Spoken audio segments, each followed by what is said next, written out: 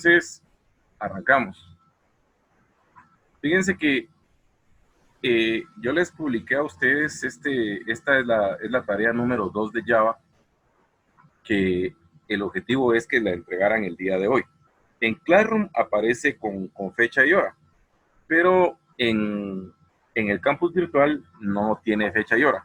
Entonces la fecha de entrega sería hoy, pero como les mencioné ya en repetidas veces desde el día de ayer, si tienen algún inconveniente con alguna actividad porque no lo han logrado terminar o no tuvieron el software para hacerla o algo, entonces tómese el tiempo necesario, que no se vaya a exceder de lunes o a más tardar martes, les decía, para hacer la entrega.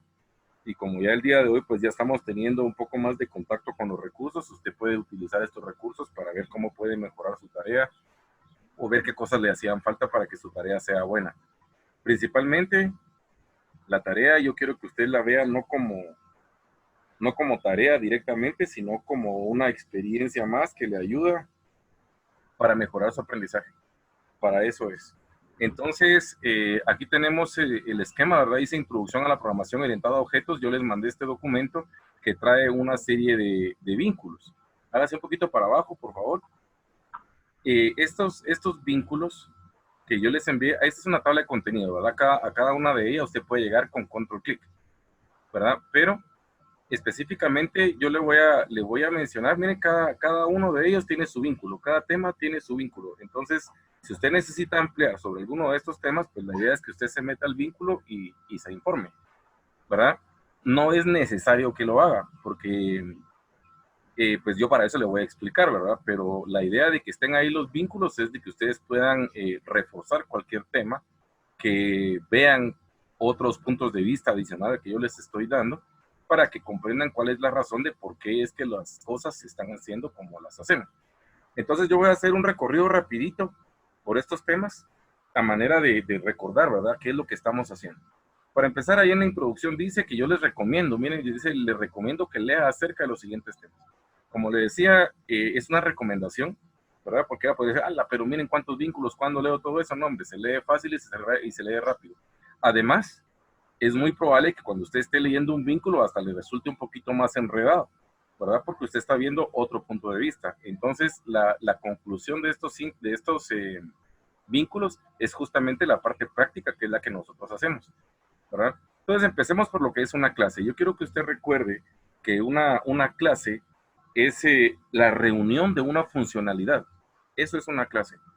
En la programación orientada a objetos lo que se busca es aprender a diseñar clases donde cada clase va a tener alguna responsabilidad. Ese es el punto clave de lo que hacemos. Cada clase va a tener alguna responsabilidad sobre la total responsabilidad que tiene un software. O sea, un software o una aplicación tiene cosas que hacer, tiene muchas actividades a realizar, un software. Entonces la clase se hace responsable de alguna de las actividades de todo el software. Y por eso hacíamos mucho énfasis desde el principio en lo que es single responsibility, ¿verdad? Que traducido al español sería responsabilidad única. Responsabilidad única quiere decir entonces que cada componente de un software, o sea, cada clase, tiene que dedicarse específicamente a una sola cosa. Después de eso tenemos la definición de objeto, ¿verdad? El objeto es ya cuando nosotros hemos definido una clase, ¿verdad? Y entonces a partir de la clase se crean los objetos. Por ejemplo, uno de los casos más típicos que hemos visto es la clase persona, por ejemplo. La clase persona, o ya más específicamente cuando hablamos, por ejemplo, de la clase cliente, ¿verdad? La clase cliente. Entonces podríamos hablar, por ejemplo, de una clase cliente que tenga, digamos, nombre, apellido, dirección, si lo veo como clase. Ahora, si yo les dijera, por ejemplo, el cliente 123, que se llama César Armando Pérez, que vive en Palencia, ahí estoy hablando del objeto, porque estoy hablando ya de una instancia de la clase. O sea, el objeto lo que hace es que es el elemento a través del cual yo puedo llamar, ¿verdad? ¿Cómo le voy a llamar a algo que está construido a partir de la clase, ¿verdad? Al final de cuentas, estos dos conceptos, tanto clase como objeto, son dos conceptos, digamos, que no se pueden separar, ¿verdad? Para que exista un objeto, tiene que existir una clase, y la clase se hace para que pueda existir un objeto.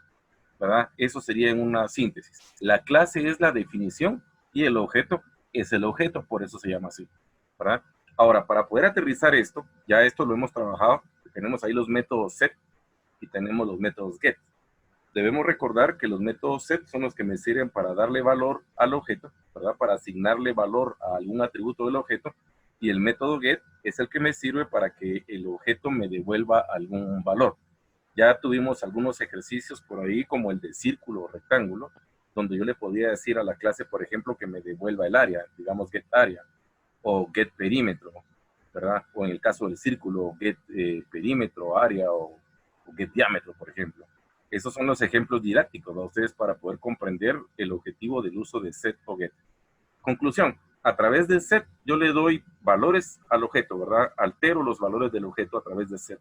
Y a través de get yo obtengo los valores del objeto, ¿verdad? Entonces pasamos a la siguiente definición, que es la definición de POJO o Java-B, ¿verdad? POJO o Java-B. Como ya hablamos de clases, entonces ahora ya nosotros le subimos un poquito el nivel a la situación y vamos a tener que dentro de un sistema van a haber varias clases que van a estar interactuando entre ellas. Y esas clases que van a estar interactuando en un sistema las vamos a categorizar.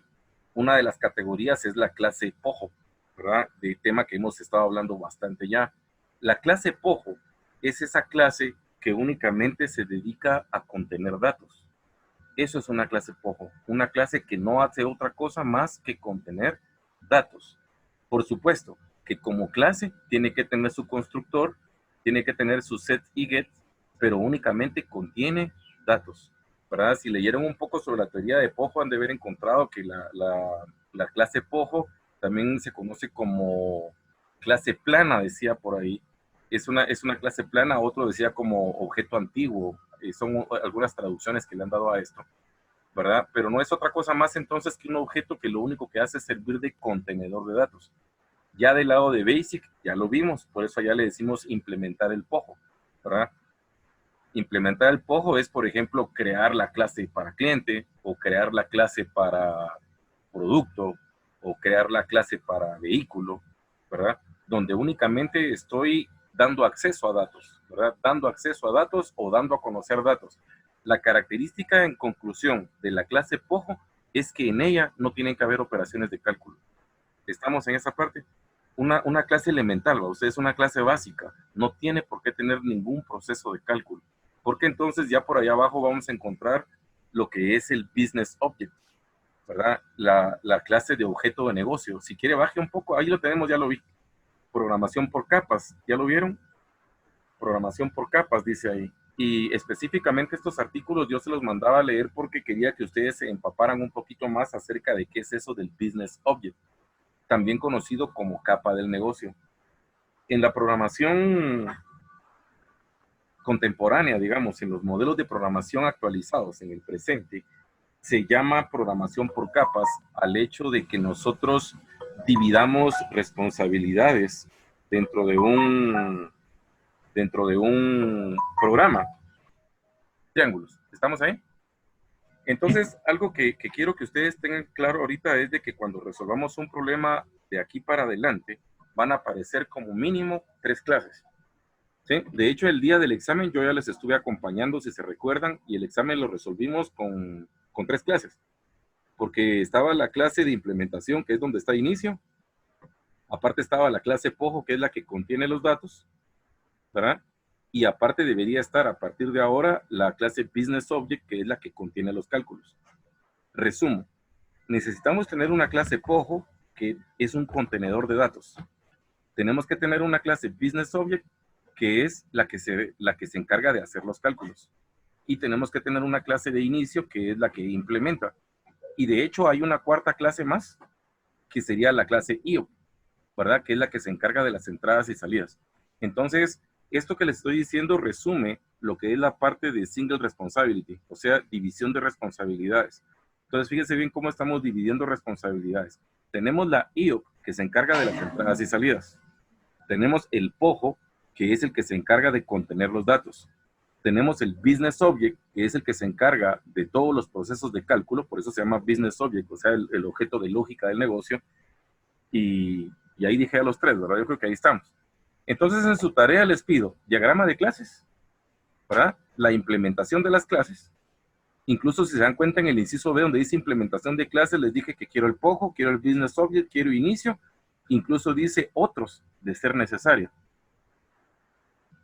Ah, muchas gracias, José Castillo. Me ha dado la mejor noticia del mundo. Gracias. Entonces podemos avanzar más suave ustedes. Bueno, necesito que me confirmen si ya me cacharon esa idea. Hablemos de división de responsabilidades. Fíjense, sin necesidad de programar, debo tener claro que mi programa en primer lugar va a estar dividido en varias partes, ¿verdad? El programa ya no es un solo programa, sino que está dividido en varias partes a las cuales le llamamos clase. Esas clases, hay una a la que le llamamos POJO, que contiene datos nada más. Hay otra clase a la que le llamamos Business Object, que contiene operaciones, cálculos, todo lo que tenga que ver con transacciones, digamos. Inicio, que es la clase principal, ¿verdad? La de implementación se le llama, y podrían haber otras, como les puse ahí, de ser necesario. Entonces yo les voy a ayudar a ustedes el día de hoy con la solución de estos problemas, de manera de que usted básicamente lo que usted va a tener que hacer es los diagramas de clase, ¿verdad? Porque no me va a dar tiempo de hacer los diagramas de clase, ¿verdad? Y va a tener que implementar el informe y hacerle algunos arreglitos al programa de modo que usted muestre que entiende y sabe qué es lo que está haciendo cada cosa ahí, ¿verdad? El primer problema, vean, es un problema bien sencillo. Bajemos un poquito ahí, porfa, Talavera. El primer problema, no muchito, ahí nomás. Miren, el problema de triángulos, ¿verdad? Para empezar, quiero que usted se enfoque en que el problema se trata de ¿qué? De triángulos, ¿verdad? Por lo tanto, vamos a tener que tener una clase que se llame triángulo, que contenga los valores propios del triángulo, que en este caso, ¿cuáles serían? Los ángulos, ¿verdad? Por eso dice que la programación orientada a objetos se trata de identificar elementos del mundo real. Entonces, nuestro elemento del mundo real ahorita, ¿quién es? El triángulo, ¿verdad? Estamos hablando de un triángulo. ¿Y el triángulo qué es lo que tiene? 3 ángulos. ¿Están conmigo hasta ahí? Sí. Entonces, si yo tengo una clase triángulo, esta clase triángulo es la que va a contener los datos. Y después me voy a enfocar en qué es lo que se quiere hacer con el triángulo. Dice ahí, considere que los ángulos no serán ingresados en orden, para empezar, y seguidamente debe evaluar y determinar. ¿Qué es lo que quiero determinar? Inciso A, verificar si efectivamente se trata de un triángulo. O sea, mi programa debe decir que si yo ingresé ciertos ángulos, esos ángulos efectivamente corresponden a un triángulo. Y la segunda cosa que el programa debería hacer es, si efectivamente se trata de un triángulo, decirme qué tipo de triángulo es. Y ahí les puse 3 ejemplos. En el primer caso dice aplicación triángulos, ¿verdad? E ingresé 3 ángulos. ¿Se fijaron ahí? Ingresé 3 ángulos, dice 90, 45 y 45. Y la siguiente línea dice que es un triángulo confirmado. Ahora, antes de avanzar, díganme ustedes, ¿cómo se puede confirmar que un triángulo efectivamente es triángulo? ¿Cómo determino que un triángulo es un triángulo si solo tengo los ángulos? Que la suma de 180. Efectivamente, la suma de los tres ángulos debe dar 180. Entonces, lo que el programa debería hacer primero es, si ya ingresé esos 3 valores, los voy a sumar, y si esa suma me da 180, quiere decir que efectivamente es un triángulo. Y la siguiente parte, ¿verdad? Una vez que el triángulo ha sido confirmado qué tipo de triángulo es, voy a determinar qué tipo de triángulo es, ¿verdad? Primero confirmé que es triángulo y ahora me toca verificar qué tipo de triángulo es. Para que un triángulo sea rectángulo, ¿cuál sería la regla?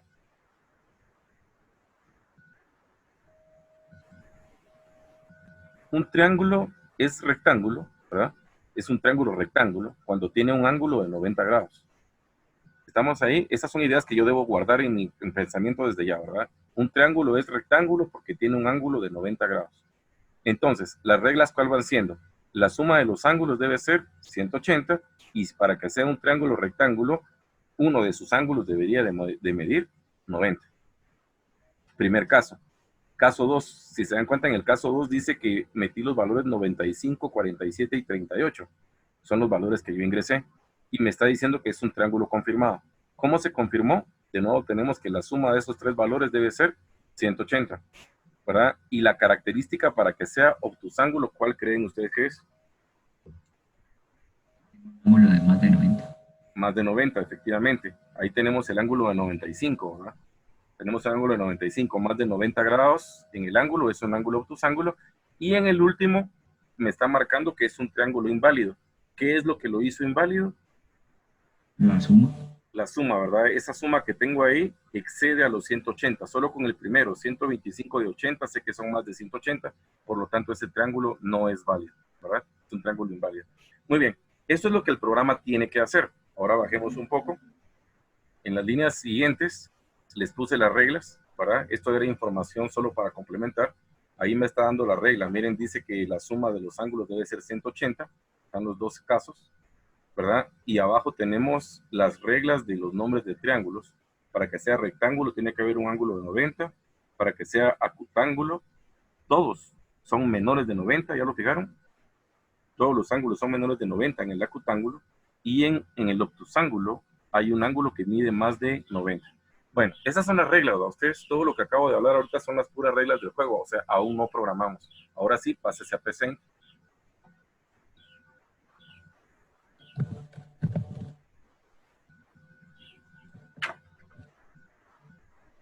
Nos pasamos a PC. Y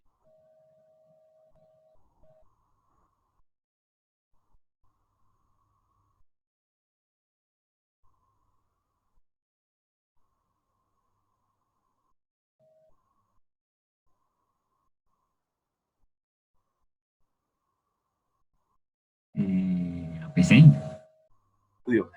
ahí está, ya me escuchan de nuevo. Perdón, me equivoqué, ustedes, ando bien loco. No estoy hablando de P-Saint, estamos hablando de... Blue Jay. Discúlpeme, Talavera, es Blue Jay, problema de triángulos, porfa. Okay.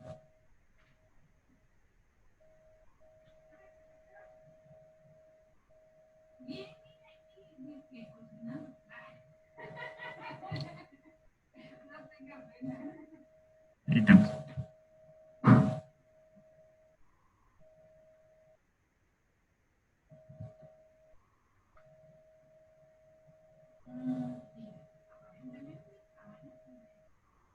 Al parecer creo que está muteado.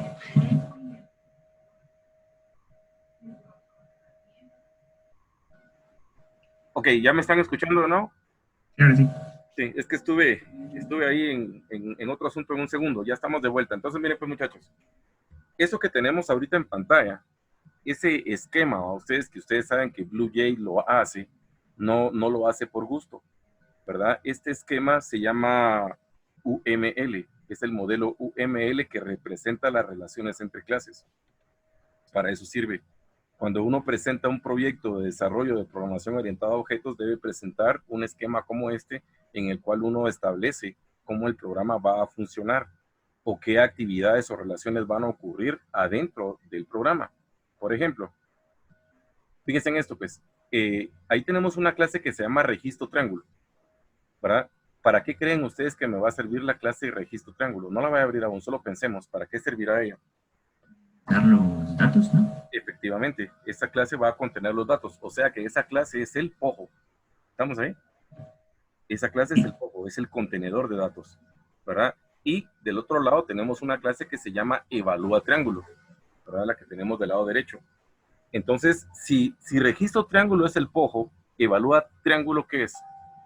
El Business Object. Efectivamente, es el Business Object. Ahora que ya sabemos quién es el POJO y quién es el Business Object, ya podemos hablar un poco acerca de cuáles son las responsabilidades que ellos tienen. Por ejemplo, la clase registro triángulo, su única responsabilidad, ¿cuál va a ser?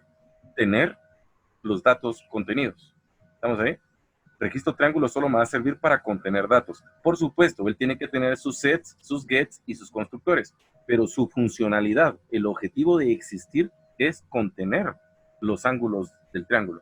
Ahora bien, la derecha, ¿verdad? La Business Object que evalúa triángulo, ¿verdad? Su objetivo va a ser hacer todos los procesos u operaciones, cálculos, lo que sea que tenga que ver con la lógica del negocio, por eso se llama así, va a estar ahí. Por supuesto, este es un modelo didáctico, estamos hablando de triángulos, ¿a ustedes? Entonces, por un lado tengo los datos del triángulo y por el otro lado tengo evalúa triángulo, ¿verdad?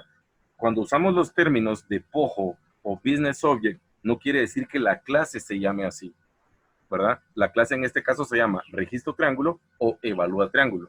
Ahora, su categoría es, la primera es POJO y la segunda es Business Object. Y como consecuencia, entonces, inicio sería la clase de implementación, ¿verdad? Entonces, ahí ya tenemos un programa orientado a objetos con sus respectivas clases, cada una categorizada, incluyendo que acá pues no vemos tampoco la relación que hay con la IO, pero usted sabe que allá dentro de Tools está la IO. Bien, entonces ahora vamos a evaluar lo que es registro triángulo. Entremos a registro triángulo, por favor.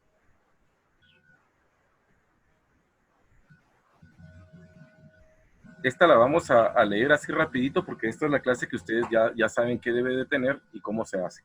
Entonces miren, pues ahí tenemos public class, registro triángulo, ¿verdad? Y al principio lo que encontramos es private float, ángulo 1, ángulo 2 y ángulo 3. Esos serían prácticamente los atributos de la clase. No hay nada más, ¿verdad? A continuación, ¿verdad? Esos dos métodos que están ahí, ¿qué serían? Contadores. ¿Qué mandan? Contadores. Constructores. La constructora. Constructores es la palabra, ¿verdad? Registro triángulo y registro triángulo son constructores. ¿Cómo se identifica que son constructores? Porque tienen el mismo nombre que la clase. Entonces ustedes saben que nosotros desde la teoría mencionamos que una clase debe de tener por lo menos dos constructores, uno con parámetros y uno sin parámetros. El primero sería el constructor sin parámetros y el segundo sería el constructor con parámetros. Ahí estamos, calidad, gracias muchacho. Y seguidamente a esto, lo que tenemos abajo son los sets, ¿verdad? Dele para abajo. Vean, tenemos set ángulo, get ángulo, get ángulo.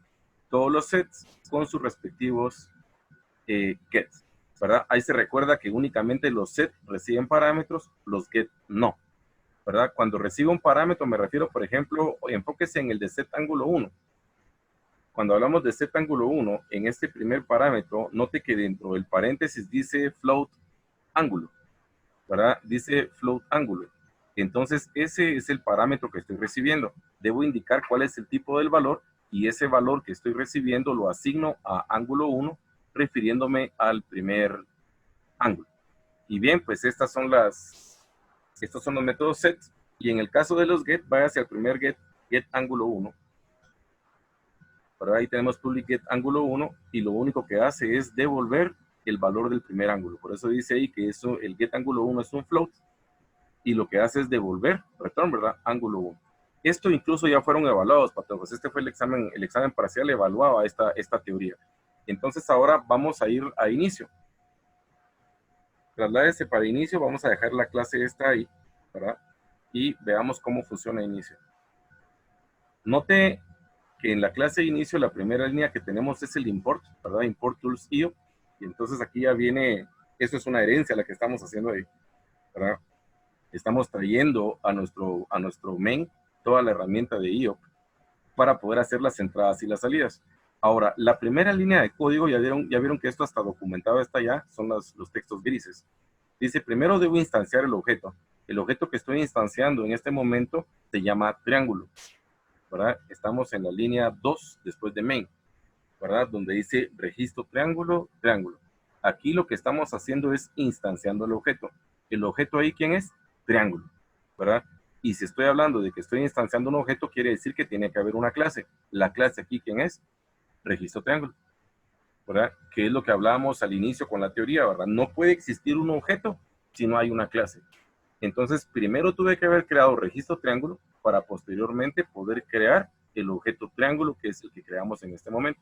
Y a continuación, lo que tenemos es el ingreso de datos, donde tenemos set ángulo 1 IO, infloat, ingrese cualquier ángulo. Entonces ahí ya puede usted leer, nos vamos al paréntesis más pequeño, digamos, dice ingrese cualquier ángulo. ¿Qué está pasando con eso? Se está comunicando eso a la IO para que la IO se encargue de hacer el ingreso de un float. Eso es lo que está haciendo la parte infloat. Y entonces se ingresa el ángulo y es puesto en el ángulo 1 del triángulo. Y así lo hacemos con el ángulo 1 al 3. Solo me quedan 4 minutos, entonces ejecútelo, porfa, para que veamos cómo está sucediendo esto.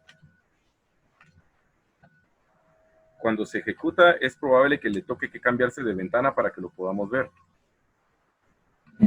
Si se interrumpe en la parte de abajo de su pantalla, por ahí está, mire, ingrese cualquier ángulo. Muy bien, dele, hagamos el del ángulo de 90 grados. Póngale 90 y a la siguiente le pone 45. 45. ¿Verdad? Ahí estamos, ok.